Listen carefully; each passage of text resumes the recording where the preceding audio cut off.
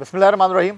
अस्सलाम वालेकुम। सैयद याहिया हुसैनी आप तमाम देखने वालों की खिदमत में एक बार फिर हाज़िर है और आईसीसी टी20 वर्ल्ड कप हर गुजरते दिन के साथ करीब आता जा रहा है और दूसरी तरफ पाकिस्तान सुपर लीग सीज़न 11 2026 की गहमा गहमी जो है वो भी अपनी जगह जारी दिखाई दे रही है। और आज के इस प्रोग्राम में हमारे साथ तो गुफ्तगू के लिए मौजूद हैं पाकिस्तान के test fast bowler Mohammad Amir. और मोहम्मद आमिर से हम कुछ गुफ्तगू करेंगे आईसीसी टी20 वर्ल्ड कप में पाकिस्तान टीम के कॉम्बिनेशन के हवाले से, पाकिस्तान टीम के इम्कानात पर। तो आमिर, कैसे हैं आप? अल्हम्दुलिल्लाह सर, आप बताएं। ये बताएं, पाकिस्तान टी20 वर्ल्ड कप में आप कहाँ देख रहे हैं? यार अभी जो अगर आप देखें रिसेंटली पाकिस्तान खेला है टी20, ऑस्ट्रेलिया के साथ भी खेल रहा है, सीरीज़ जीत गया हुआ है।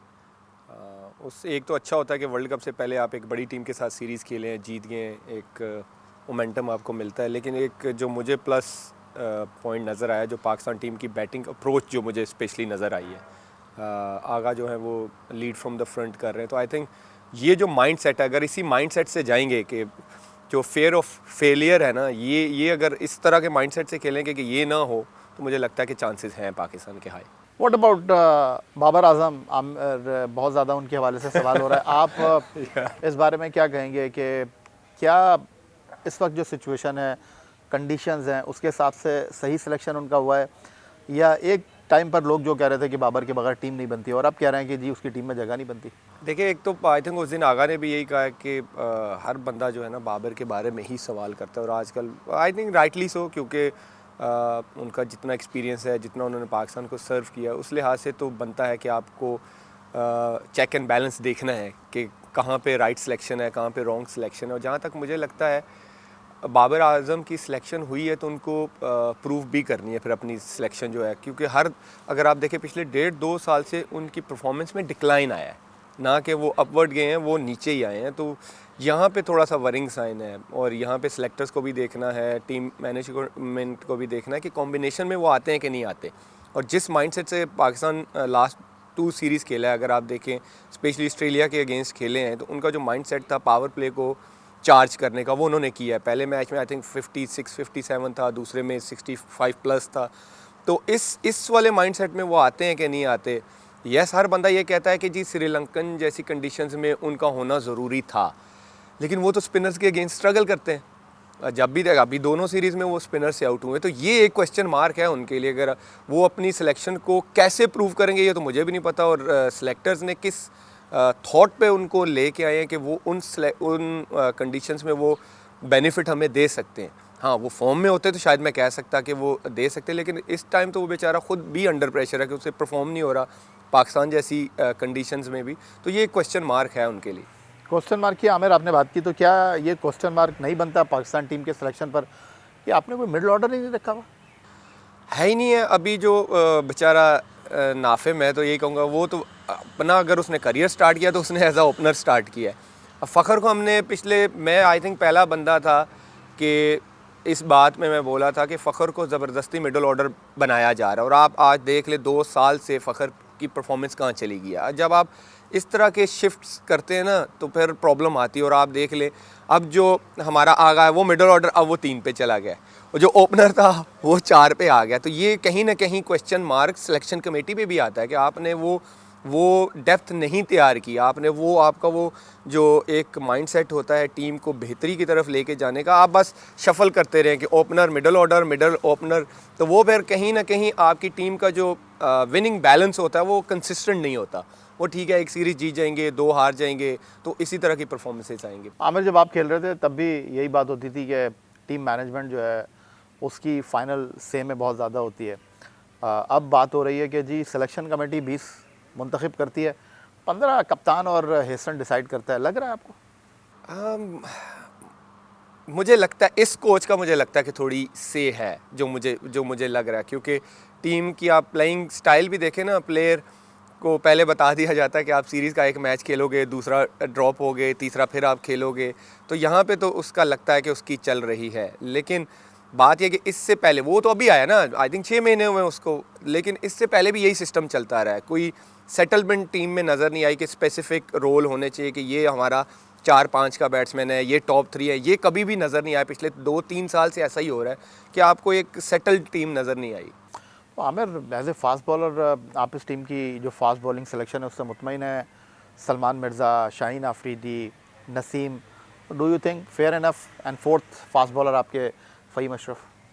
यार सलमान मिर्ज़ा तो मुझे लगता है कि आई पर्सनली कि मुझे वो पसंद है, टू बी ऑनेस्ट। अगर जब से वो आया हुआ है, और मुझे उसकी एक अच्छी जो चीज़ लगती है, एक T20 की रिक्वायरमेंट जो है ना, कि आपके पास वेरिएशंस होनी चाहिए, और उस लड़के के पास है। अभी हालांकि वो इट्स टू अर्ली टू से कि वो पता नहीं आगे जाके क्या करेगा, लेकिन मुझे लगता है क्योंकि नया बॉल वो अच्छा यूज़ करता है, स्विंग हो रहा हो तो वो स्विंग करता है, जहाँ पे कटर्स की ज़रूरत होती है वो कटर्स करता है, जहाँ यॉर्कर की ज़रूरत होती है वो यॉर्कर करता है। तो ऐसा बॉलर ही आपको T20 में चाहिए होता है कि जिसके पास डिफरेंट वेरिएशंस हों।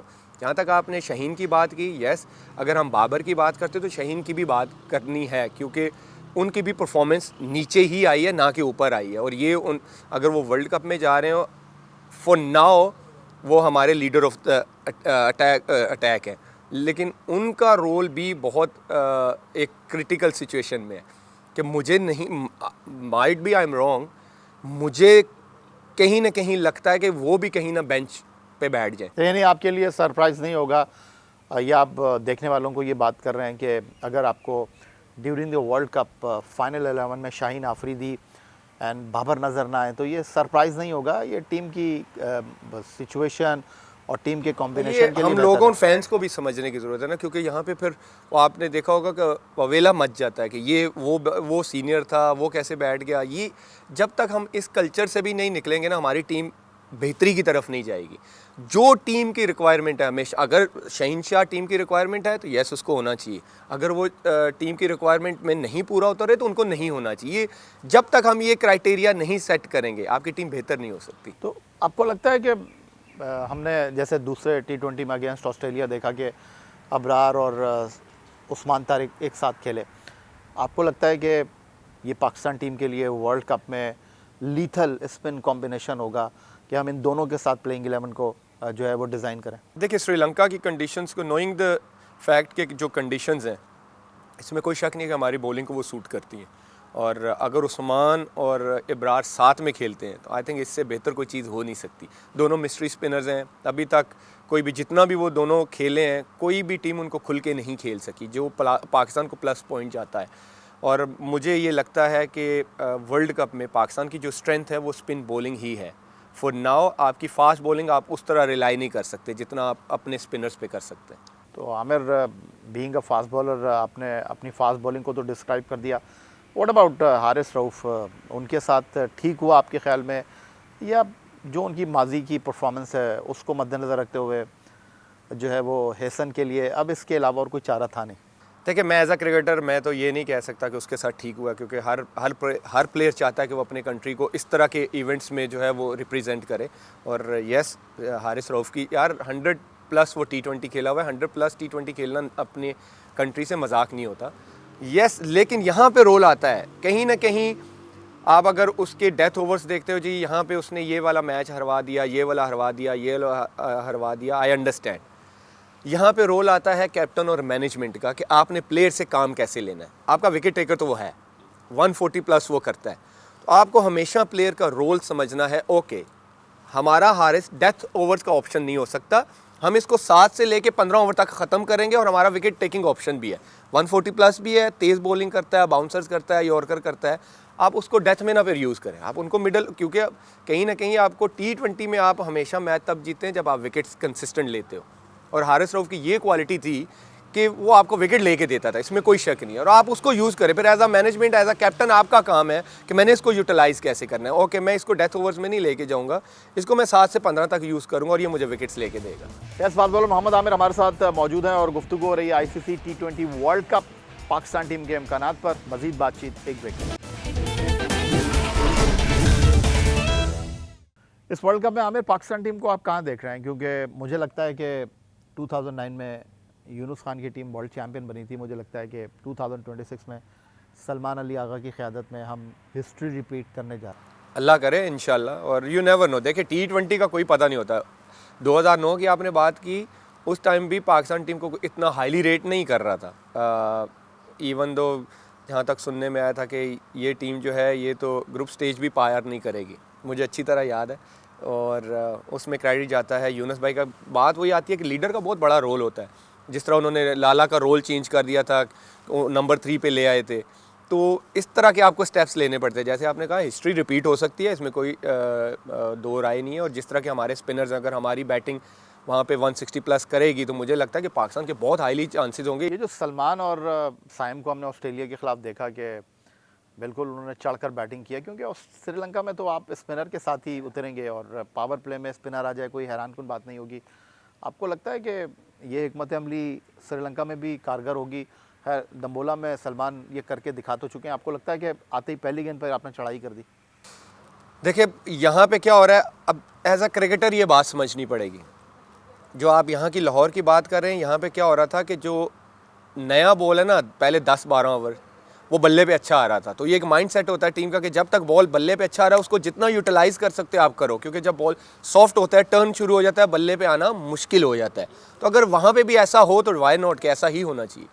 तो आमिर, मैं अगर आपसे ये पूछूं कि I think it's too early कि आप प्लेइंग 11 जब बनाने जाएंगे तो शादाब और नवाज को तो रखेंगे आप, तो आपको लगता है कि आप 1+ फ़हीम अशरफ जाएंगे या आप 2 प्रॉपर फास्ट बॉलर के साथ जाएंगे और फ़हीम अशरफ की प्लेइंग 11 में जगह नहीं होगी? जो मेरा जो अभी माइंड सेट जो मैं इस कोच का समझा हूँ, मुझे नहीं लगता कि ये चारों स्पिनर्स के साथ जाएगा। मुझे लगता है कि ये उस्मान को ऑन एंड ऑफ खिलाएंगे। ये गेम 1 से मुझे लगता है कि जो अभी पहले गेम में टीम थी पाकिस्तान ऑस्ट्रेलिया के, मुझे लगता है कि ये इस कॉम्बिनेशन के साथ जाएंगे वो चारों स्पिनर्स। क्योंकि नवाज़ और शादाब का एज ये है कि वहाँ पे आपको ऑलराउंडर्स भी चाहिए, इसमें कोई शक नहीं है। राइट लेफ़्ट का कॉम्बिनेशन भी चाहिए क्योंकि स्पिनर्स मोस्टली होंगे टीम्स के पास। तो नवाज़, शादाब, इब्रार और साथ आई थिंक एक बॉलर और एक फ़हीम हो सकता है। तो आप इस बात पर मैं कहूँ कि पूरे एतमाद हैं कि सलमान मिर्ज़ा तो खेलेगा, शाहीन एंड नसीम में टाई होगी या सलमान और नसीम में टाई होगी? इस टाइम जो मुझे लगता है, जो मैं अगर अपनी एक पर्सनल राय दूं तो, क्योंकि लेफ़्ट आर्मर का एक एज तो होता है और सलमान इस टाइम ज़्यादा अच्छा कर रहे हैं क्योंकि नया बॉल स्विंग भी कर रहे हैं और उनको वेरिएशंस को भी बड़ा अच्छा यूज़ कर रहे हैं। तो मैं सलमान के साथ जाऊँ। और इस टूर्नामेंट में आपको कोई शक नहीं है कि पाकिस्तान टीम स्लोली और ग्रेजुअली नहीं बल्कि स्टेट तेज़ी के साथ लास्ट 4 में होगी? तेज़ी के साथ तो नहीं मैं कह सकता लेकिन ये है कि कहीं ना कहीं पाकिस्तान टॉप 4 में होगा। तेज़ी के साथ नहीं कि इफ़ एंड बट्स में कि ये हो जाए या वो हो जाए, कहीं ना कहीं होगा ऐसा। क्योंकि लेकिन एक अच्छी चीज़ है, एक तो हमारे स्पिनर्स फॉर्म में और अब साइम भी रन्स करना शुरू हो गए हैं, आगा के बल्ले पे बड़ा अच्छा बॉल आ रहा है। लेकिन जो वरिंग साइन है मेरे लिए वो है फरहान और फ़खर जमान, क्योंकि इन दोनों का बहुत इंपॉर्टेंट रोल है। क्योंकि फ़खर मिडिल ऑर्डर में खेल रहे हैं, वो टॉप 3 में फरहान खेल रहे हैं। श्रीलंका में देखिए जब वर्ल्ड कप जो बड़े मैचेस होते हैं ना, अगर आपको जब तक टोन ना सेट की दी जाए ना तो बड़ा प्रेशर होता है टीम पे। वो और फरहान का भी परफॉर्म करना बड़ा ज़रूरी है, हालांकि उनको कंसिस्टेंट चांसेस मिल रहे हैं लेकिन उस तरह वो अवेल नहीं कर रहे। तो मैं क्या ये कह सकता हूँ कि जब आप प्लेइंग 11 बनाने जाएंगे तो आप में से किसी एक को आपको पिक करना पड़ेगा, फरहान या फ़खर जमान, इनके दरमियान टाई होगी और बाबर आजम कहीं ना कहीं एडजस्ट हो जाएंगे? मुझे यही लगता है। और लेकिन ये एक मिथ ख़त्म होनी चाहिए कि यार ओपनर जो है ना वो हमने राइट एंड लेफ़्ट कॉम्बिनेशन रखना है। Fakhar Zaman is a different player.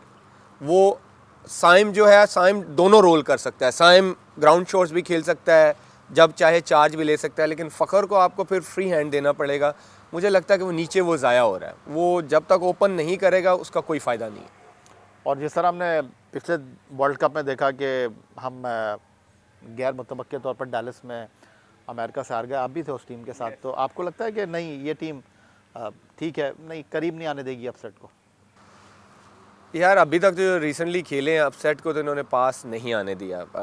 अगर आपको थोड़ा सा पीछे जाएं तो शारजा में अगर आपको याद हो पाकिस्तान अफ़गानिस्तान की सीरीज़ थी, तो कुछ हमारे पड़ोसी भी ये कह रहे थे कि जी एशिया की सेकंड बेस्ट टीम है और ये है, उसको हमने साइड पे लगाया। तो अभी क्या कहते हैं, एशिया कप में हमने श्रीलंका को हराया, अच्छा फिर बांग्लादेश को हराया, फिर यहाँ पे ऑस्ट्रेलिया को सीरीज़ हराई। लेकिन T20 में मैं जैसे पहले बोला, यू नेवर नो, वो जो दिन होता है जो अच्छा खेलता है। लेकिन अभी तक ये टीम मुझे नहीं लगता कि अपसेट को पास आने देगी। तो आमिर, ये टूर्नामेंट एशिया की टीमों का देख रहे हैं आप, या आपको लगता है कि सेमीफाइनल 2-2 होगा? सेमीफाइनल मुझे लगता है 2-2 होगा। पाकिस्तान, इंडिया, श्रीलंका जा रहे हैं आपको सेमीफाइनल में, या कोई एक टीम आपको लग रहा नहीं? पाकिस्तान इंडिया मुझे लगता है जा सकते हैं, बाकी I don't think so Sri Lanka. लेकिन न्यूजीलैंड को कोई इतना डिस्कस नहीं करता, लेकिन वो हमेशा से ऐसे टूर्नामेंट्स में ना एक डिफरेंट टीम नज़र आती है, और मुझे स्ट्रॉन्ग बिलीव है कि तीसरी जो होगी वो न्यूजीलैंड होगी। बस आमिर, बहुत शुक्रिया आपका कि आपने वक्त निकाला हमारे लिए, और अभी आपने प्रैक्टिस पर जाना है, और जियो न्यूज़ पर आप ताबिश हाशमी, अहमद शहजाद के साथ हम आपको रोज़ देखेंगे मैच के बाद। तो मुझे ज़रा ये बताइएगा कि जाते जाते हमने बहुत सारी चीज़ें डिस्कस कर ली, आप कट शॉट मुझे ये बताइएगा कि इस टीम का पॉजिटिव क्या है और इस टीम का नेगेटिव क्या है? इस पॉजिटिव और नेगेटिव। पॉजिटिव ये है कि मुझे लगता है कि आगा ने जो as a leader mindset change किया टीम का, वो क्योंकि जो अभी खेल रहे हैं वो जिस माइंडसेट से खेल रहे हैं एक अच्छी चीज़ है। फेयर और फेलियर मुझे एज अ प्लेयर मुझे नज़र नहीं आ रहा। और जो एक नेगेटिव चीज़ है कि आपकी फास्ट बॉलिंग स्ट्रगल कर रही है, पावर प्ले में और डेथ में कौन बॉलिंग करेगा, ये बड़ा मसला है, बिग कंसर्न। Big concern. बहुत शुक्रिया आमिर, हमें वक्त देने के लिए, thank you very much. Test fast bowler Amir की गुफ्तगू आपने सुनी, और आमिर ने, अगर मैं कहूँ कि पूरा एक्सरे निकाल दिया है वर्ल्ड कप में खेलने वाली टीमों का। ख़ास तौर पर हमने पाकिस्तान टीम को डिस्कस किया, लेकिन जो अच्छी बात है वो ये है कि अपने तजुर्बे और मुशाहिदे की रोशनी में आमिर को लगता है कि ये टीम माजी के मुकाबले में काफ़ी बैलेंस टीम है और ये मायूस नहीं करेगी। और मैं तो सीधा कह रहा हूँ, पाकिस्तान 2026 T20 वर्ल्ड कप की ट्रॉफ़ी लिफ्ट कर रहा है। आमिर कह रहे हैं कि मुमकिन है, बिल्कुल हो सकता है, खेल है, लेकिन इतना आसान नहीं होगा ये। तो ये आज का हमारा प्रोग्राम था। आप एक्स अकाउंट पर हमें फॉलो कर सकते हैं, ईमेल कर सकते हैं, राय से आगाह कर सकते हैं score@jio.tv पर। इस दुआ, इस उम्मीद, इस तवक्को के साथ कि पाकिस्तान में खेल और खिलाड़ी तरक्की करते रहें। सैयद याहिया हुसैनी को स्कोर की पूरी टीम के साथ अपने आज के मेहमान test fast bowler Mohammad Amir के हमरा इजाज़त दीजिए। अल्लाह हाफ़िज़।